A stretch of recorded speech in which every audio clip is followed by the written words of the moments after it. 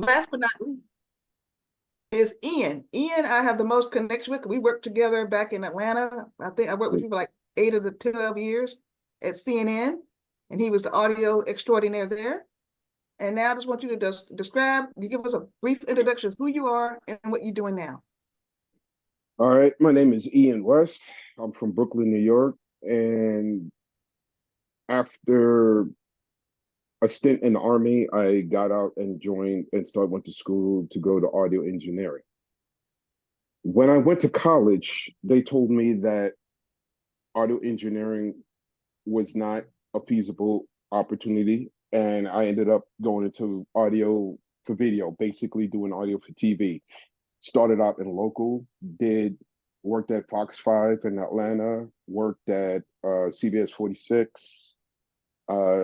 Fonda and I worked at CNN together, and now as an A1, and now at ESPN, I work as an A1 and A2. I've been here for now 11 years, and like anything else, it's a job. Like I was telling Ariel, it's a job, and it's been a rough journey. It's been hard because again, you have to move in this industry. It's hard to be able to stay in one place and be able to job. So I moved for the job, and currently right now I'm in Bristol, Connecticut. So that's my story. Well, Ian, could you tell us what some of us may not know what does it mean by A1, Ian, describe what that is, what it stands for. A1 is an audio engineer. Basically, you're mixing shows. I did that when I worked at local. I did at CNN, and now I do it here at ESPN. As an A2, I also work within the studio. I connect control rooms to studios. We have 10 control rooms and like 12 studios.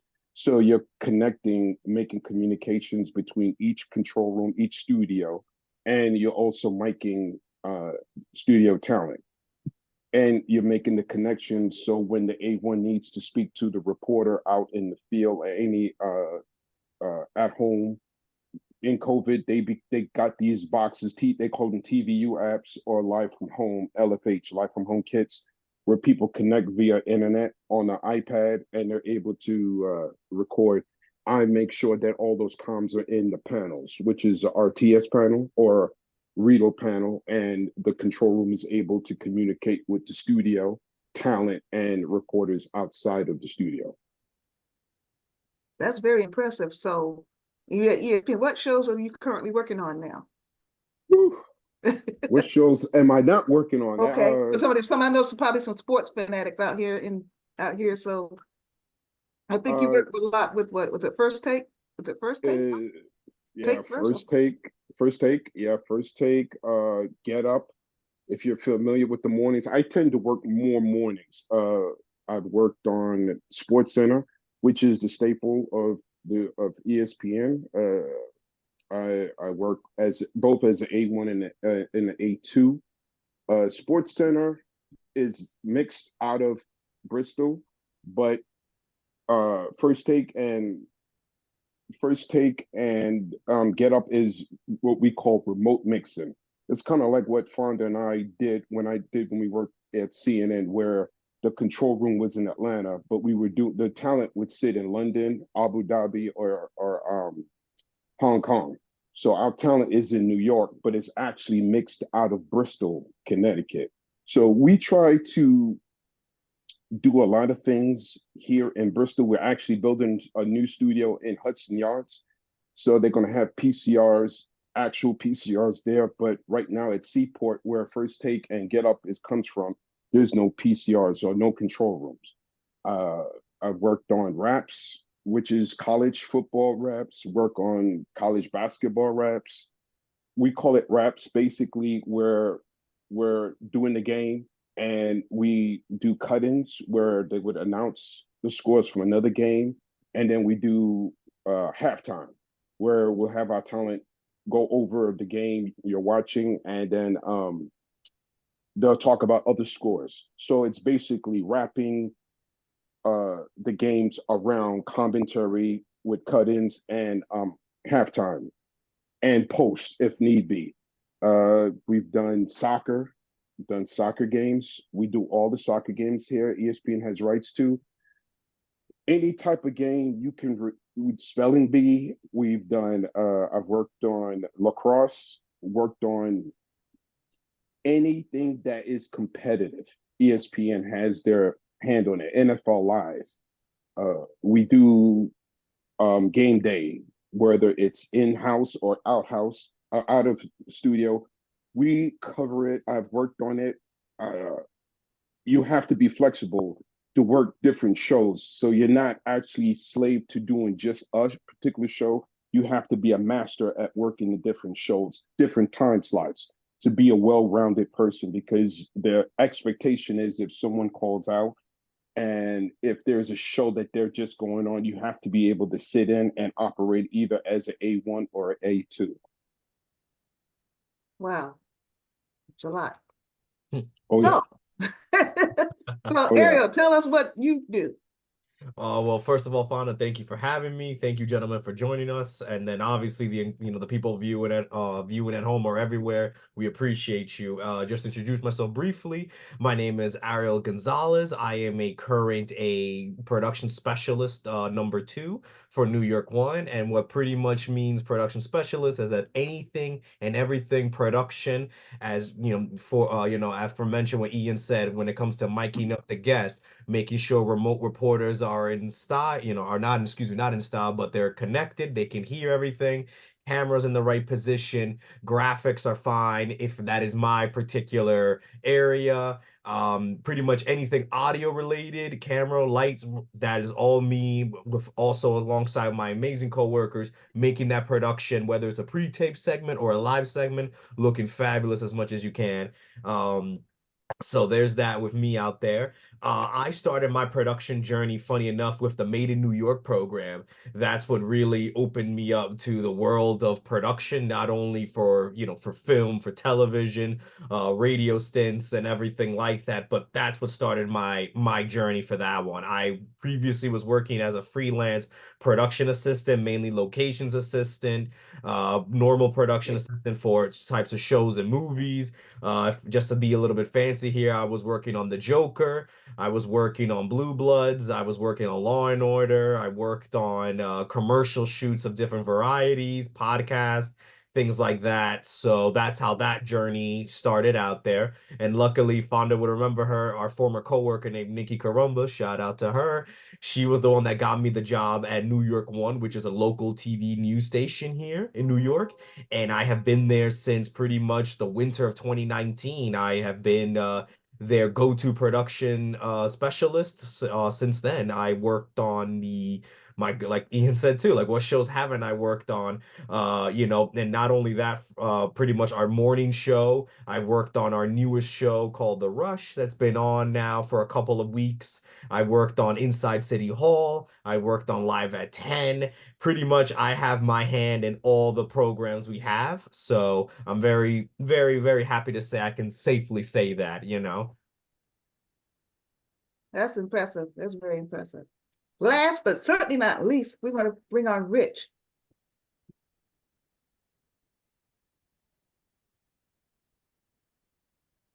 Well, there you go. If I can only get my audio thing going.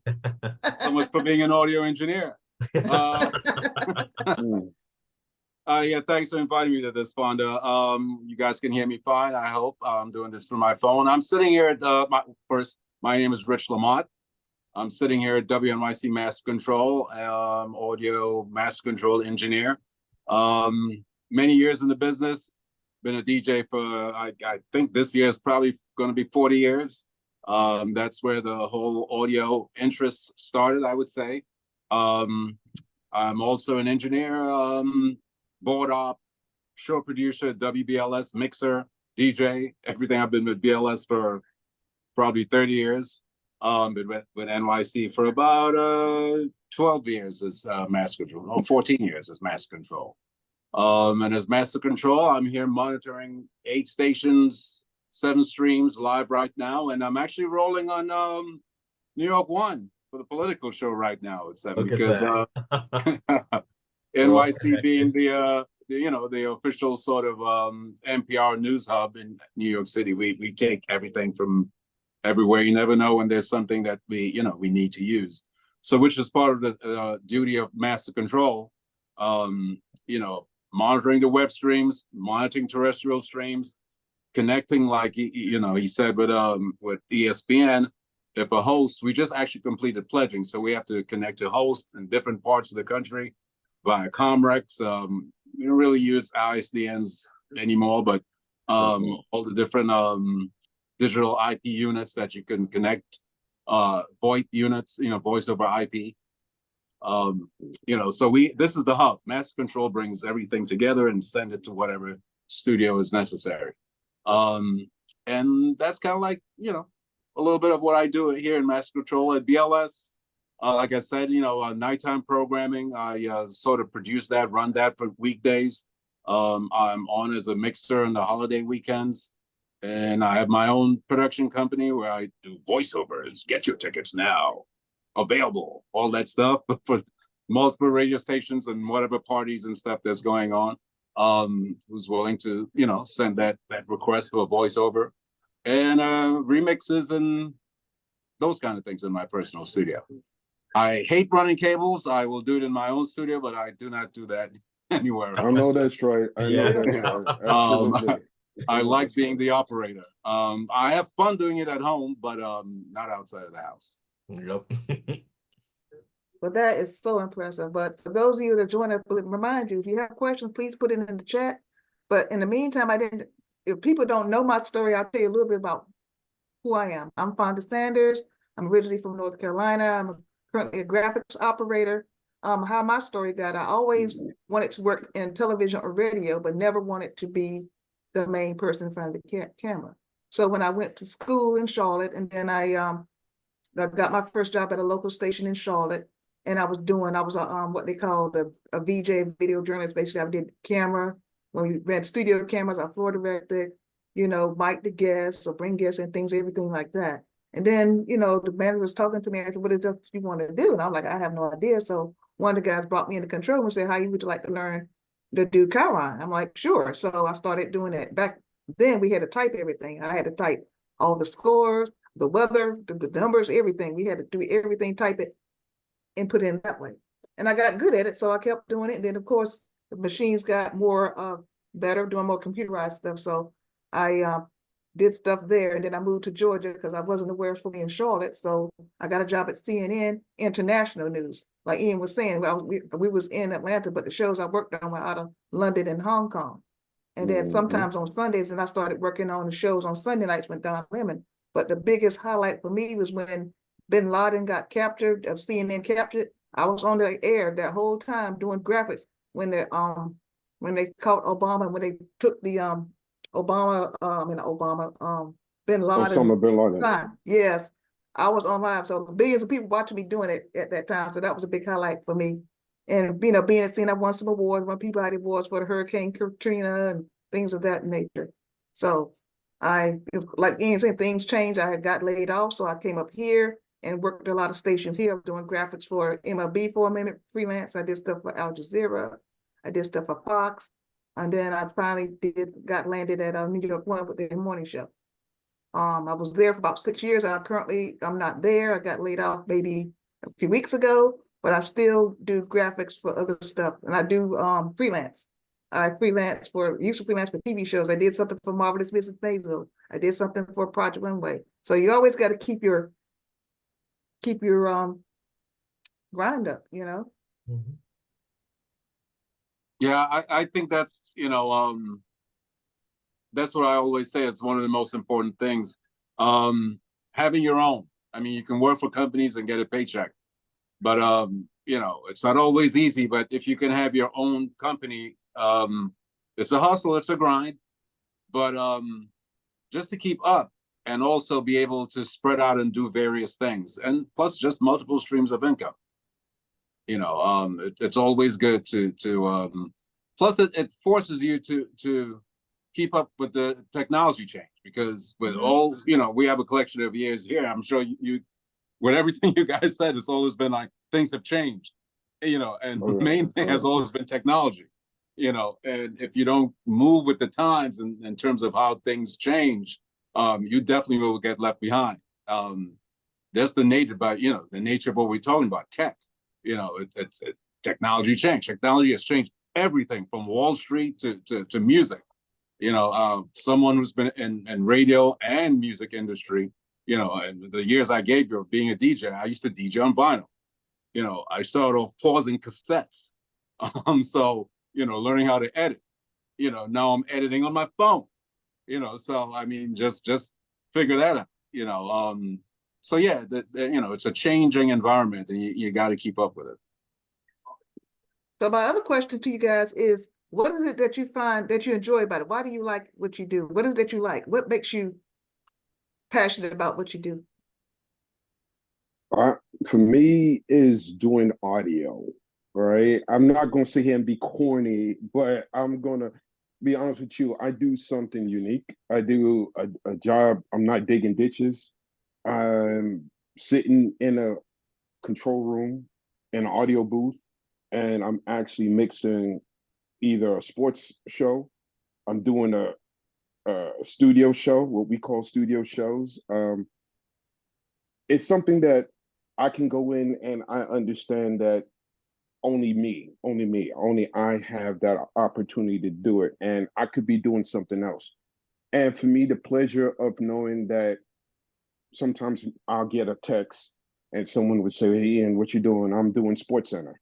And they get to listen to my mix as I'm sending it out. And that's one of the things as A1s at ESPN, we're always prideful about how our mix sound. Does it sound clear? Are the mics sounding good? Are we picking up any extraneous noise? Can we EQ it out? It's just not opening up a fader, but understanding the fundamentals of audio, understanding that when that person speaks, you want their natural voice to be sent back home, and understanding that your brand is what at ESPN, it's about your brand. It's about how good are you doing your job, because when you're crewed on a show and you get your schedule, you get told this is your show, and you get crewed on it, and you want it to be the best because people write up stuff about you, good or bad, and how the show goes, and providing how well that show goes, it'll give you accolades, it'll get you promoted, and it'll get you higher raises and bonuses. So it's, for me, it's knowing that when I used to be in the Army, it was much more tougher running around and playing Soldier Boy versus sitting in an audio booth mixing a show. And to me, that's the accomplishment of sitting in there and doing something totally unique that not anybody off the street can do. That is for me. That's awesome. What about you, Ariel? Oh man, like I mean, I have to piggyback, of course, Ian as well. Like audio is supreme. Like it is one of my favorite positions. It's crazy because at first when I started in New York One, I was not good.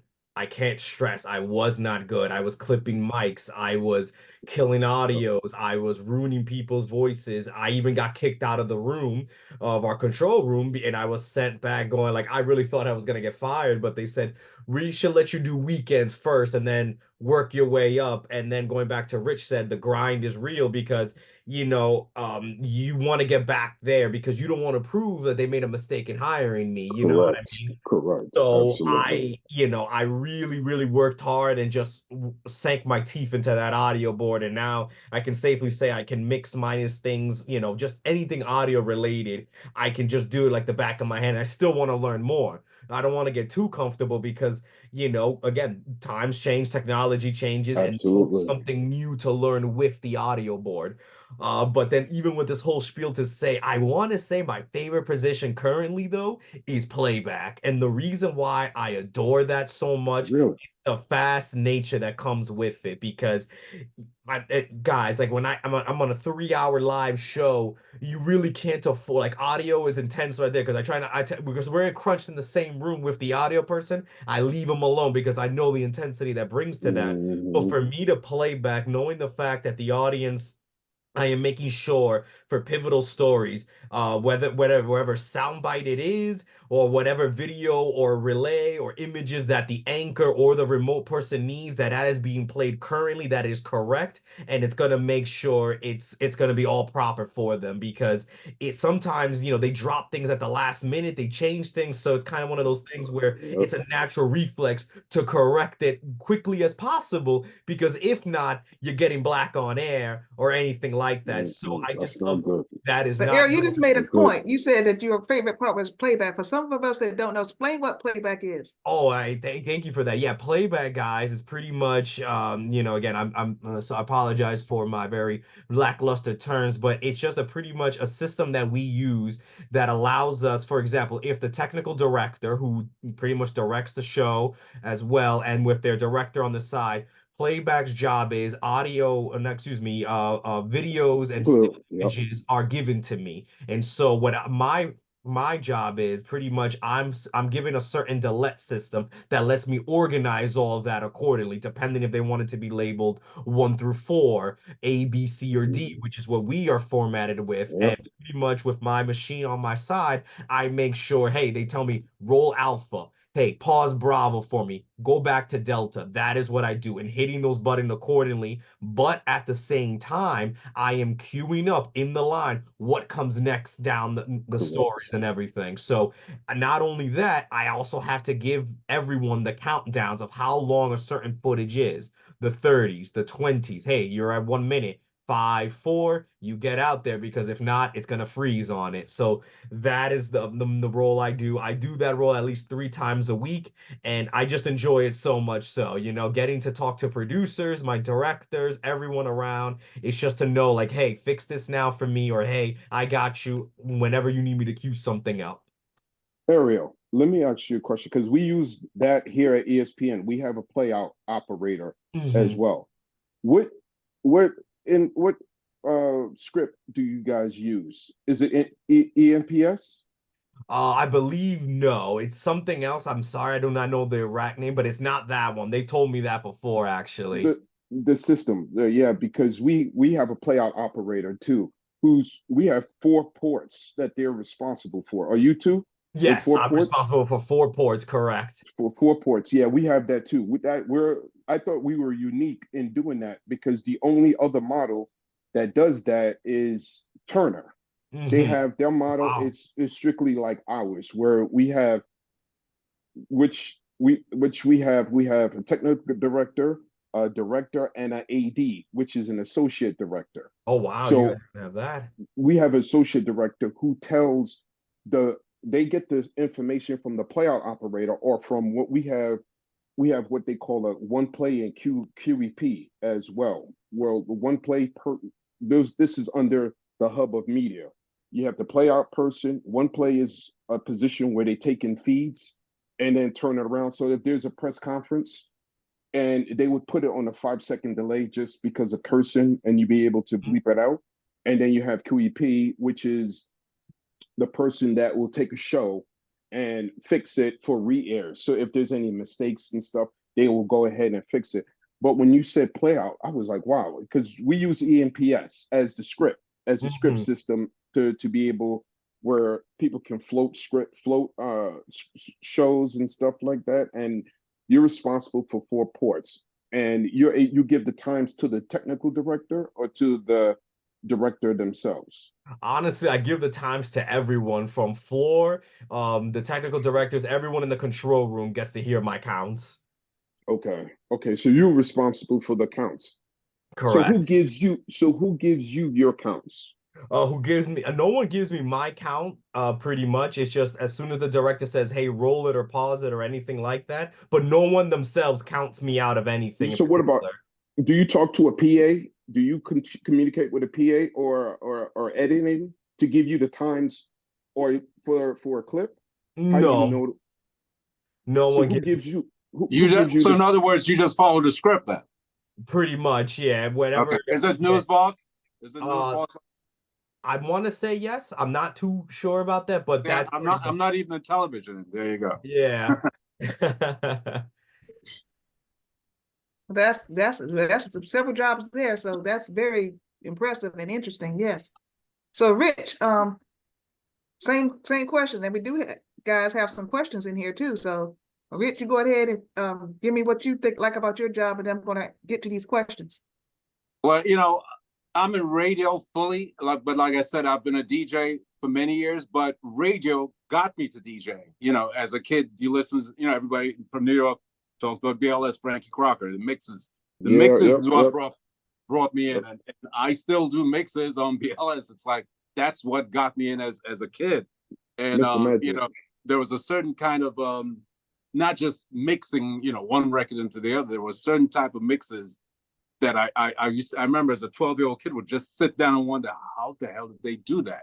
And there were these guys called Latin Rascals. I know a few guys are really, it's like multi-edit mixing, and I would sit there and fantasize of how they got like 4 songs in 1 minute. And that got me into the audio thing, the pausing tape and learning tape flux and learning, all these little technical things and tape editing, tape splicing, and the interest of radio, and then doing a mix and wanted to get on the radio.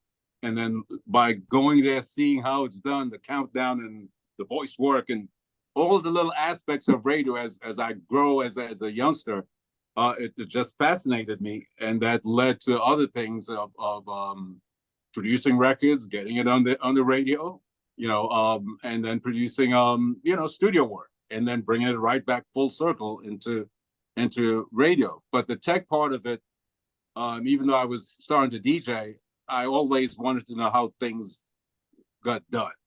Mm-hmm. Like I said, tape flux. A lot of guys have tape and don't really know the magnetic flux of why the record got on the tape. It's like even just recently I was with someone who was a seasoned veteran in the DJ game, and he wanted to say something. He didn't have a mic, and I was like, use your headphones. And he's like, what? I was like, yeah, take your headphones and plug it into the microphone jack. Your headphone is a mic, and he goes, what? And it's like little things like that. It's like, I knew that like, just trial and error, like 87 when I was just practicing, and you kind of learn that, yeah, a microphone is a mic is a headphone is a microphone reverse. So, these little tech things just intrigued me. And as I mentioned before, as technology changed, it intrigued me even more.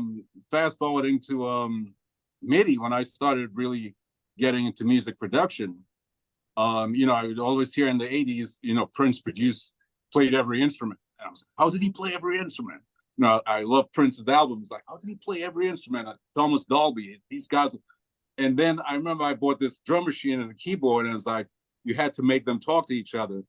And I sat down and read a book on MIDI, Musical Instrument Digital Interface, which was a big thing at that time. Now it's, USB plug and play. No one really uses MIDI directly.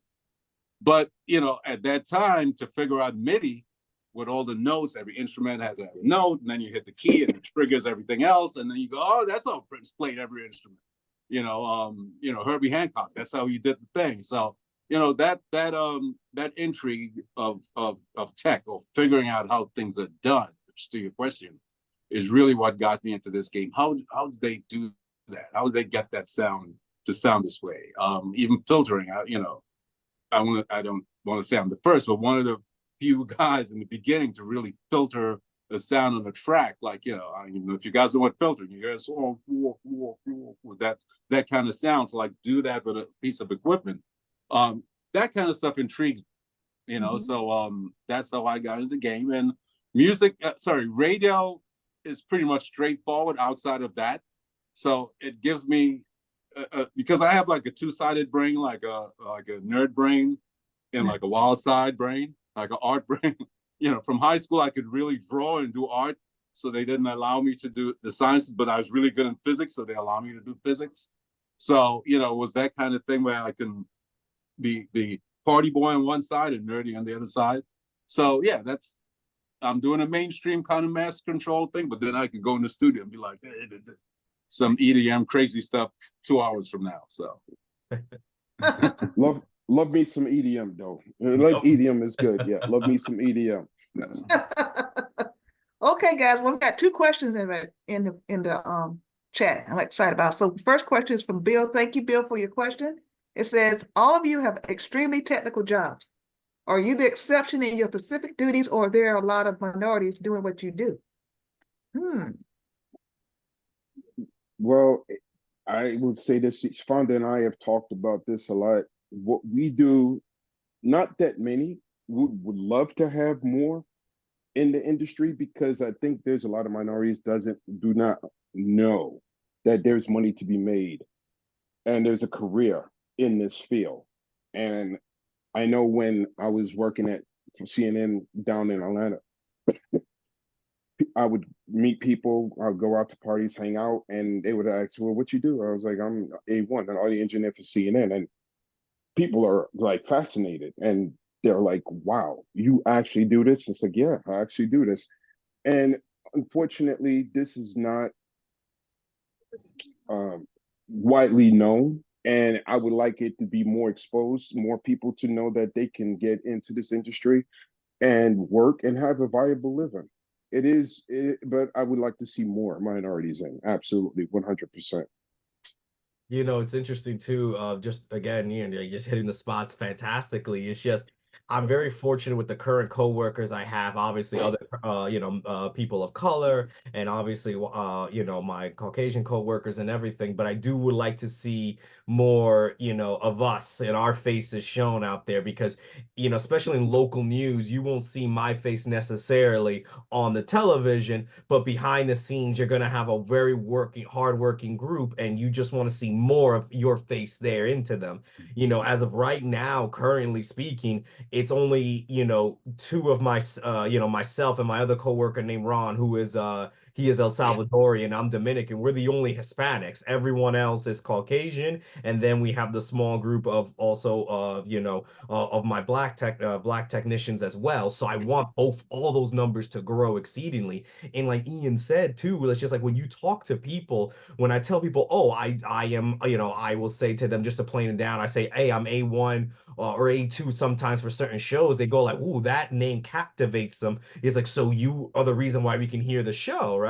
I said, yes, among Correct. other things, Yep. the cameras, the jib movements, if you will. So that it goes really the impress goes way off the bar. And luckily I have people that hit me up and say, hey, how did you get into this? What can I do? And I always say, hey, try to do this, contact this person, do that, and everything. It's just, as someone who was scared, thinking I couldn't be a part of this industry on this regard, on the real technical aspect, I used to be worried. Like, again, in the beginning, when I said I thought I was going to get fired after really Oh messing yeah. up I've been shows, there. guys, Been like, there. it Been was there. Yep. stressful. Like, even if Yep. it was pre-tape shows, like, you're wasting not only your time, everybody's time is wasted. So that fear, luckily, I knocked that fear out.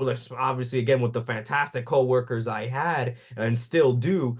But it's just like you want to see more of people who look like me there, so we can like help each other and grow, no matter who you are. But at the same time, it's like, listen, I can bring you up. You show this compassion and this great work. It's literally sky's the limit of what you can do. I'm safely to say one of my own bosses, he is Latino American, himself, and he does this as well as other people who are up there. But I was like, I want more technicians. I want more of us up there to show, hey, we belong just as here as well as anyone else. Absolutely. Hey, Ariel, as an A1, we've all messed up shows, brother. I've been there with you, bro. I've been there. I know Bro, 100%. What, if I may ask, what audio boards do you guys mix on? we just got rid of the Wheatstones. Now we have moved. Wow. We officially moved to the key. God, man, now I'm blanking out. The name was on the tip of my tongue, but it's just pretty much, it allows us to have Is 14. it Ross? Isn't it Ross? No. It's Ross. Yes, thank you. Yeah, Ross is for the. I'm so sorry, Ron. Ross is the new system they got for the technical directors.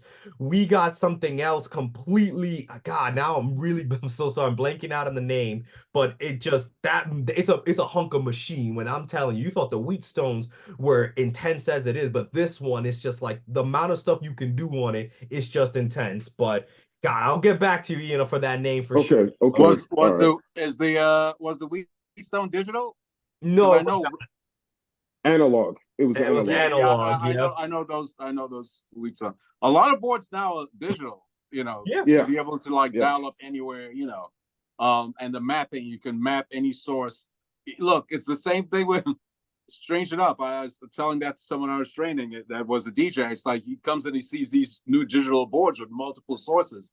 And I go, you DJ with a controller, you know, it's like a $200 controller. It's the same thing. It's the same thing. It's you know, it's mapping. Like I say, technology now is bring these big concepts down to like a small thing where you can map multiple sources anywhere. You know, so yeah, I know the Wheatstone. Wheatstone is definitely a, you know, All old right, school. great. Yeah, I got we another have- question, guys. Oh, go ahead. Somebody say something? No, I was just saying that I don't know if you heard, Ariel, I did Wheatstone was at well no in Atlanta, but we have here at Calrex, and we have Lavos. So those are the ones we use Lavos up here and to mix. So Calrex are in the older buildings, and they're refreshing and refurbishing these rooms, so now they have Lavos. And like you said, you can map anything, and you could do a bunch of stuff with the Lavos. I mean, we have a section. I don't know if you're familiar with the term REMI, REMI, and it's called remote integration. So what ESPN started doing is, instead of sending a truck to let's say a football game, a college football game is usually like 26, almost 30 people, but they send a skeleton crew and they send mics back to Bristol, and so the A1, that's a Remy A1. I am a studio A1, but then you have Remy A1s who actually integrating the audio. So we mix in 5.1. All our shows are 5.1. So if you get a 5.1 setup, you'll hear it constantly, all our shows, whether it be First Take, whether it be a basketball game, whether it be a football game, it's always in 5.1. So we mix in 5.1. And that has been the standard, that has been SOP for us. And what ends up happening with those microphones, you get sound, you get audience, and you have, if you think about 5.1, it's 16 channels. Not to get too nerdy and technical, but only really 14 is going down. But because when COVID happened and sports started to come back, they ended up using 13 and 14, and 15 is 7 and 8 on the stereo side, and channels 14 and 15 and 16 on the 5.1 side. Basically, we send audio down there because when we didn't have any people in the studio, you could hear all the cursing and you could hear all of it. So it was used to dump, but you wouldn't hear, the audio wouldn't cut off. You just wouldn't hear it. But the Remy people, they mix in Bristol, while the truck and everything is handled via this IS. Going back to what you were saying, Rich, we use Unity. We use these Unity over it's basically VoIP over IP, and basically the signal is coming back and forth. So there is a Remy A1 who's taking the signals. The graphics is done in-house as well. So literally, the truck has a skeleton crew down from about 40 people down to about 10. So it just makes sure that you have an A2 out there and you have an A1 out there. And the A1 is just there to make sure all the connections are together. And the Remy A1 mixes everything from Bristol. And they said that by doing it like this, we've saved like $26,000. Oh my gosh. On having a crew there, per diem, hotel, and so it's saving ESPN a bunch of money by doing Remy. So that's something that we have adopted, and it's been working well. And that So I just wanted to that has been catapulted mainly because of COVID, right? I would say it probably wasn't in place before, but it was in place before. Correct. Right. Correct. It's like COVID just gave a reason for technology to like really ramp up in a lot of these things, because most I mean, I don't know too much about television, but most radio you listen to, the people you're hearing, not where you think they're coming from. You know, Correct. and once again, that didn't start with COVID.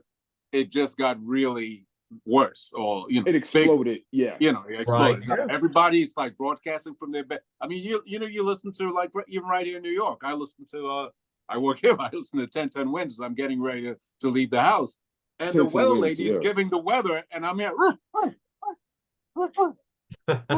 Yeah, You know, and I know absolutely. she's home. I know she's giving the weather from a bathroom. Yeah. Oh, guys, I got some other questions here, guys. Okay, Go some ahead. questions. Here's the Yep. next one, coming from Thomas Benjamin. Thank you for your question. It says, what are some additional skills you encourage someone to learn who is just starting out as a technical director for live event production? Good question. Anybody? Well, I don't know, Ariel. I don't want to take up all the oxygen in the room. I No, want to no, go. we love hearing you, man. Keep all of us. Yeah. I mean, as a technical director, like, I mean, I see as someone who is pretty much, I am the sidekick to my TD in that control room.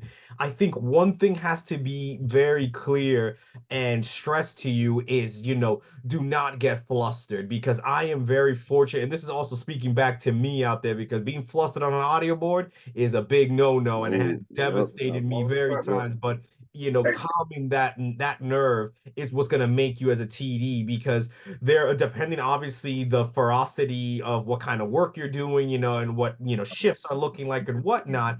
But I think it's just able to hold down your own in the respectfulness, because, again, I have a control room, unfortunately, where you have anyone and anything to walk in there and bark orders at certain persons. A great TD would be like, listen, you got to relax right now. You got to calm with me and let me know what you need me to do, what you want me to pull up, and how are we going to execute this. I think that really separates, your novice TDs to those who really can take charge of a control room respectfully, because they don't want to step on toes. But at the same time, if there's no order and clear communication line, it's going to be it's going to be very tedious, and the product on air is going to be bad. You know what I mean? So I think being, I know that's very corny to say, but man, keeping yourself in check, I think, is a great thing to have, because when my TD is not flustered, I don't get flustered at all. I'm like, okay, good. They're telling me what to do, how we're gonna do it, guys. Do this in the back, because you got to be a general in there. You know what I mean? Because you have so many personalities talking, and I think that's one thing: composing yourself and just making sure. Listen, let's take this bit by bit, because again, the time is going down and it stands still when everything goes wrong. And I've been in situations where everything is going great, and other things where it's just like, oh, this is bad for everyone right now. Well, I mean, I'm not a technical director, but I've seen some great ones, and I've worked with great ones, in the sense that everything you just said, and you really have to know how to delegate, and you really have to know the room and what you're in charge of. And the second guessing is a no-no. But know who to appoint, and that's we're going to this. We got to start. We got to start now. We got to end now. You do this. You cut this. And those clear judgment calls, I think, is what leads to a good production. Anything else we'll deal in the meetings after. Yes. But in terms of executing for live situation, and once again, this is coming from someone who's not a technical director, but just decision making at the point of airtime and calling what needs to be done. It makes for a good production director. Mm-hmm. Well, what I would tell you, as working closely with technical directors, because technical directors and A1s, we work in lockstep, because a lot of the times when you see Sports Center and you have a video in the monitor, that is going through what we call a delayed processor. So we as A1s have to know, we have 3 delay units, which delay unit we're using. And so in order for that lip sync to be in sync with what you're hearing coming through the speaker, I would tell anybody, or the A1, A2, prepare, over prepare, prepare, over prepare. Go in there, ask questions. Don't be afraid of asking questions, because again, like I was having this conversation with people. ESPN is a place where you cannot hide. You can kind of fake the funk for a little bit, but eventually it'll come out. You might be asked to do something that you don't have any knowledge about, and you will be exposed. So if you don't know, ask questions, and they will train you as long as you have a understanding of what's going on and you know you have a basis. Go in there, over prepare, over prepare, over prepare. I would say that I'd rather be over prepared than under prepared, because at any time things can happen, and you have, like going back to Earth, you can't be flustered.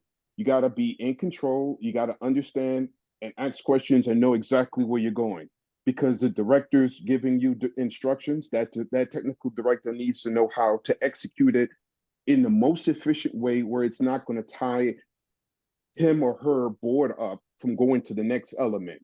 So you always have to have a game plan. Go down your rundown, look down your rundown. I go over my rundown multiple times before I go on air. Ask questions, and that's what I said, be over prepared. That would be my advice for doing live events, because if you mess up, that goes out on air. That cannot be corrected.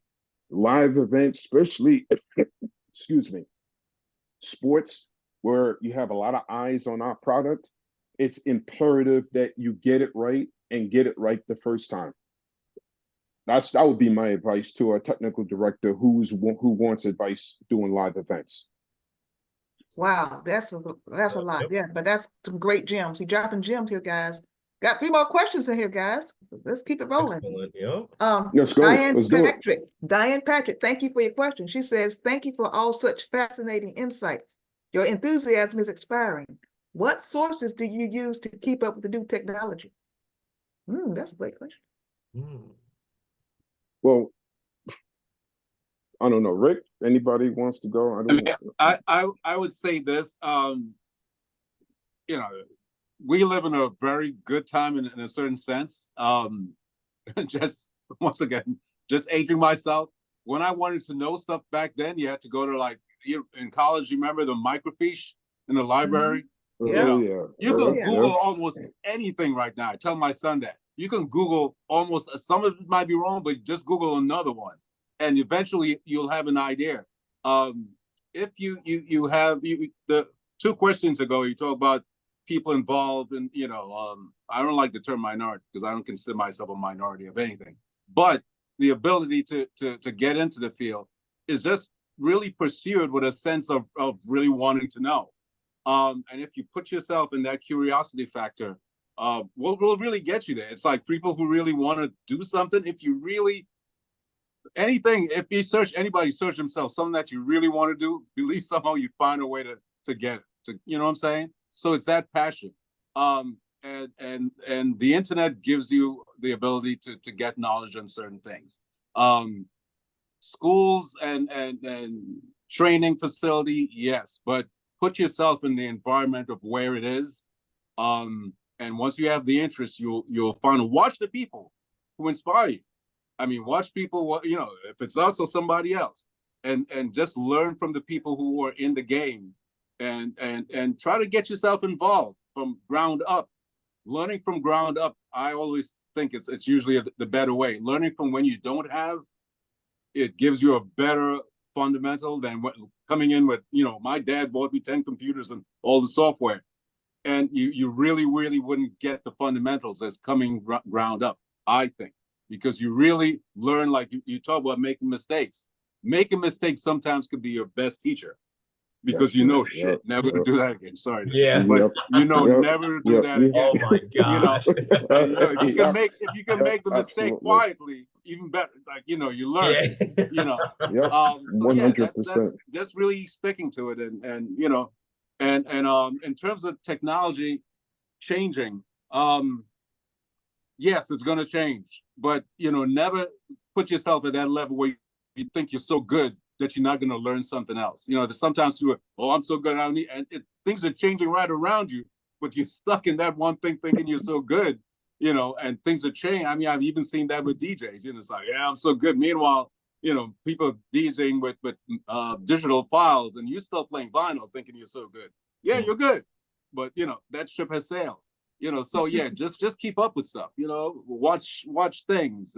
Read. It will just keep your passion. If it's your passion, stick to it, and that's really how I view it. The door will always be there. Opportunity is the key in terms of, that's really what I wanted to say in terms of, minorities, quote unquote.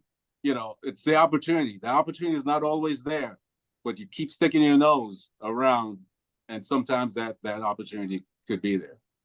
Just be around. Don't run away like, oh, they don't want me. No, be around the people. Be around the people who want you too. And the door's gonna open. Yeah, that's awesome. We got 2 more questions here, and we'll try to get in right quick because we almost coming. We got 5 minutes left. I don't take up any more time, but this one comes from Jenna. Thank you, Jenna. She says, with technology changing so fast, is there any concern about the role of AI could play in upending the work? Yeah. Oh, so learn how to code AI. Yeah, absolutely, because that's a good question, because we have automation right now. In most departments, they have automation. Now, there's some complex shows that we have that don't have AI, but that needs a conventional PCR or a control room.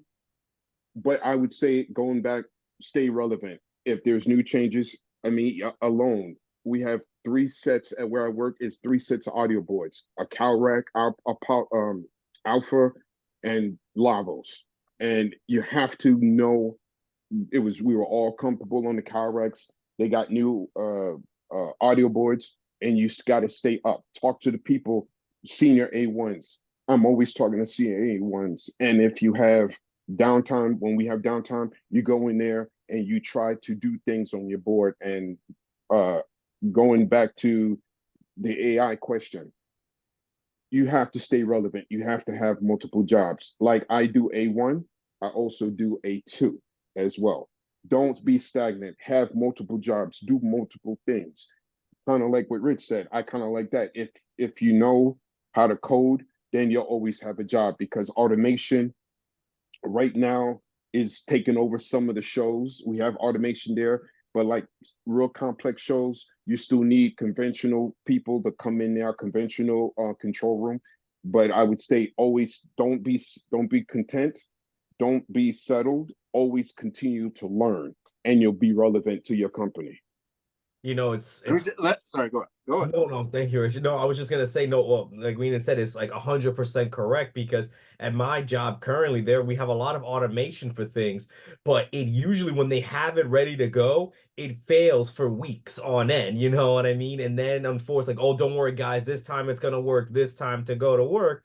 But then we're just like, no, we're gonna keep doing it until someone comes in and tells us, hey, we're gonna be fine now and everything, because far often than not, like, it's such a surreal thing seeing things, that are taking over and making the job easier. But all in all, it sometimes slugs down, because if it takes a hit of any proportion, you have to make sure someone's gonna run off to fix something immediately, or have that person like, okay, I'm stationed here manually to take over for some things. You know what I mean? Like, for example, when we introduce routable pauses into the mix and master control, for a while, this is during the pandemic, those routable pauses would freeze air. They would literally send air to black, or it just never, whatever presser, whatever was going on, did not roll into it until the person who was either in-house in master control or the person at home had to take care of it real quick and try seamlessly to make sure everything was okay. But again, as someone who went in-house during COVID, you know how many times I gotta call Ariel, this froze on us, go fix it right now. Ariel, this is not working, restart it. And it wouldn't restart, because again, everyone's on those ports, everyone's using it. It kind of was just like, whoa, this put that focus on like, okay, this is gonna be real and it's coming whether you like it or not, but be efficient enough to know the ins and outs of it, and then you move on from there, because surely than not, it's not gonna go right for the first couple of times, and then, or it's gonna be abandoned altogether, and so it's a surreal feeling, it's like, wow, you're here to take me over, but yet I have to save you countless times. So that's a big one for sure. But you know, Wow. human. I know we're gonna wrap up soon, so let me. Go ahead. Humans also adapt.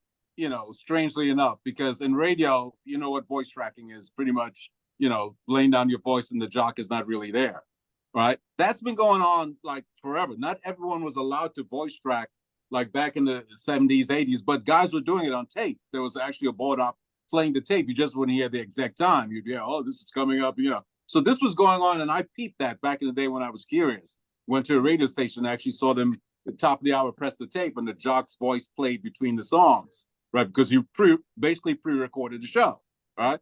Fast forward to now, before the pandemic, you know, a lot of the air personalities and maybe television as well did not want voice tracking because that could, you know, relieve them of a job. It's like, I don't have to show up my job. You'll voice track, you know, it's like AI to some degree. COVID happened, and so many people were happy to be home remote with all the VoIP and you know, Comrex and stuff. Now people are asking if you can send me a Comrex to my house so I can stay home because people don't want to come to work. So it shows you how humans adapt. It's like, you know, I remember my dad, you know, I'll never drive an automatic car, stick shift. And my dad, and I was a young, I go, why would you want to be changing gears all the time? Because he was from that era where he couldn't understand automatic cars. I like to change it. That's a real car. You know, yeah, who's driving a stick shift right now? You know, it's just like, go to the dealer to buy a car and let him sell you a stick shift and tell you that's a real car. No, you'd be like, what are you talking about? So, But guys, this is change so... and people evolve, and it's like now, you know, radio people, TV people want to be home pretty soon. I think New York, I don't know fully well of your automation, but I know at nighttime it's tape. I can tell, you know. So it's like it's just that thing. Technology changed, and people just, it's like how nobody listens to CDs anymore. You know, CDs were just. I'm not even talking about records. I'm talking about CDs. You know, you know, because you give somebody a CD and they look, and this is like a relatively young person. They look at that. What do you give me that for? You know, because guys, I know we can go on all day. I hate to cut you off, but it is 8 o'clock because we have another. That's okay. Yeah, that's too good. You know, if people there, if do you mind if I give out your email address? If anybody want to contact me, any questions they may have. If not, they can contact me. Yeah, you can always find me on you know, the social media, you know, Facebook, Instagram, Rich Lamotte, same thing. Same thing here, LinkedIn, all Same of that. thing here. Yep. If you guys need to get, you can also contact me. But I want to thank you so much, guys. This has been great. I mean, we could go on for hours, but you know, we don't want to take up too much of your time. And I just also want to say right quick that thank you for having us. I think we're going to announce right quick that our next meeting, online meeting, is going to be March 13th on Zoom. And we also announced that we're going to go, I think we're going to have a new, on Friday, we're going to have I forgot what it was. These are going to kill me, what I was supposed to say. Well, anyway, I just want to thank you guys for coming. Like I said, we're going to have a lot of things coming up, and I'll be contacting each of you guys individually later on this week. So everyone here, thank you for coming. Thank you for all your questions. Good night, everyone. Thank you, guys. This was great. Good night. Good night, guys. All right, man. Take it easy. Bye.